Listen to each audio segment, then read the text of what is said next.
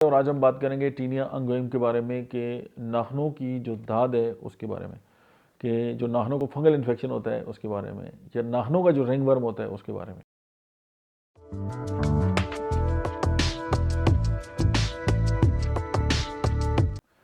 बिस्मिल्लाहिर्रहमानिर्रहीम, अस्सलाम वालेकुम। मेरा नाम डॉक्टर अहमद इजाज़ है और आज हम बात करेंगे टीनिया अंगोइम के बारे में कि नाखूनों की जो दाद है उसके बारे में, कि जो नाखूनों को फंगल इन्फेक्शन होता है उसके बारे में, या नाखूनों का जो रिंगवर्म होता है उसके बारे में।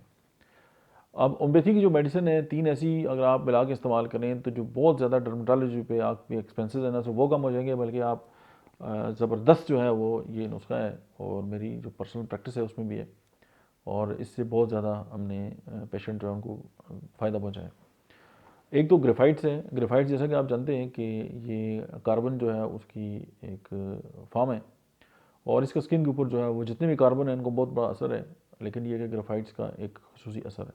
सेकंड जो है वो नेट्रम में और रेटिकम में, इसका भी एक बहुत बड़ा इफेक्ट है। और थर्ड वन इज लिशिया।